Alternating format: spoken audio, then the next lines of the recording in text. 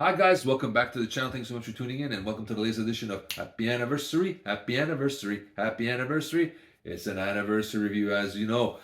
And today I'm going to talk about 2003's Fleetwood Mac album, Say You Will. This was released April 17, 2003. This is the first album in many a moon to have Lindsey Buckingham and Stevie Nicks together recording for Fleetwood Mac. I think it's about before this was like 16 years before Buckingham did anything, and Nicks was since the 90s. So whether it was for nostalgia, whether it was for money, it didn't matter. The fans rejoiced. Buckingham and Nicks are home in Fleetwood Mac. So here we go. Comprised of 18 tracks. This is the deluxe edition, which had a bonus material of 4 extra songs. Love Minus Zero, No Limit, Not Make Believe, and then you had Peacekeeper and Say You Will live from the AOL sessions. What I'm going to say about this album, first of all, Buckingham is great. His playing is phenomenal. His singing is great. He's not as adventurous as he is on his solo material and Tusk. So if you're looking for that, you may not get it here. But his playing and singing is phenomenal. He's got some really strong material on here, but very accessible material. Nicks seems to be very engaged on here. There's some really great material, a lot of depth on here, a lot of stuff that invokes the feeling of classic Fleetwood Mac from the Rumors era.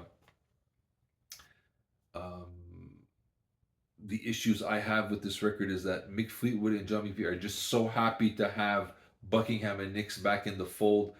They kind of don't contribute too much. They play, but they're so happy to say, do what you will. As long as you're on here, we're happy. And I think that's okay. Would I like a little bit more engagement from these guys? And of course, the biggest elephant in the room, or the biggest elephant not in the recording room with them, is Christine McVie. Her presence is sorely missed on this record.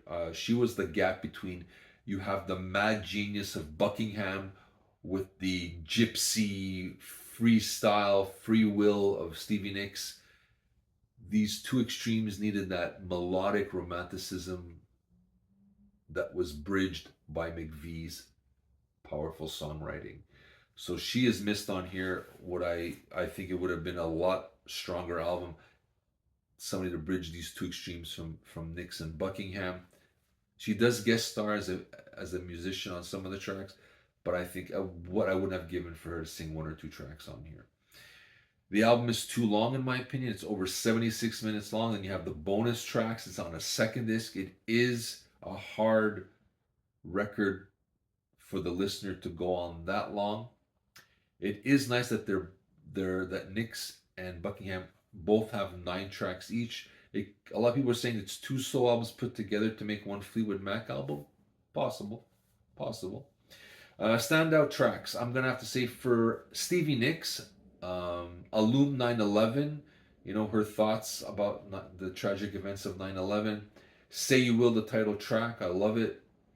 Running Through the Garden and Silver Girl. I'm gonna say they sound like leftover tracks from Rumors. They're that good.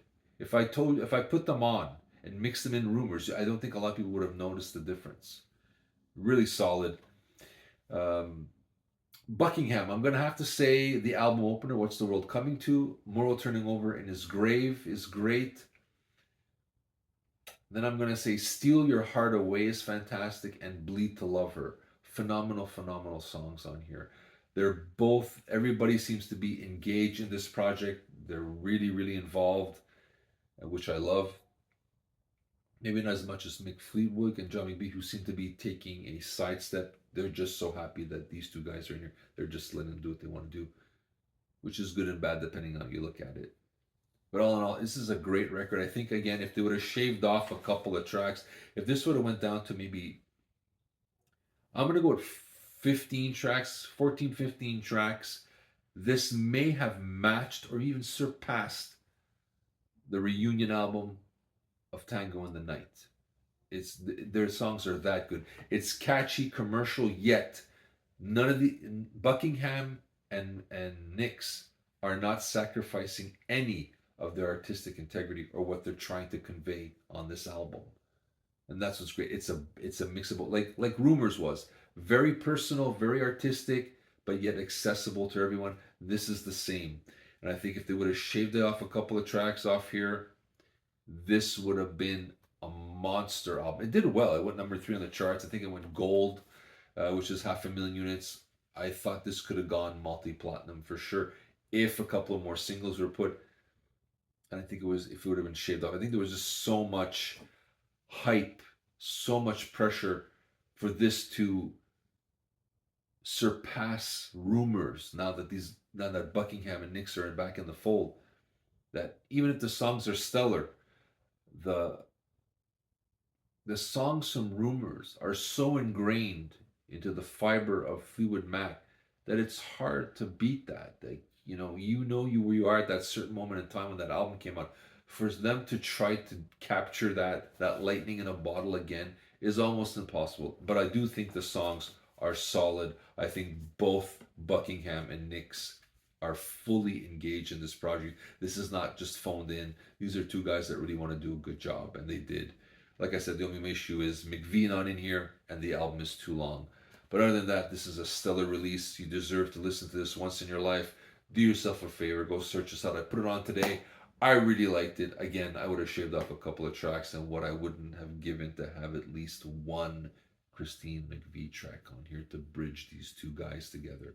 This could have been a monster album. It was a good album, commercially successful, but it could have been a monster of an album. But that's me. You let me know what you think. Share your thoughts with us. Hit the like button, subscribe. I'll do my best to get back to you if you do leave a comment. And I do thank you for your support. This is Steven with my anniversary review of Fleetwood Mac's Say You Will from 2003. And I'll be seeing you soon, guys.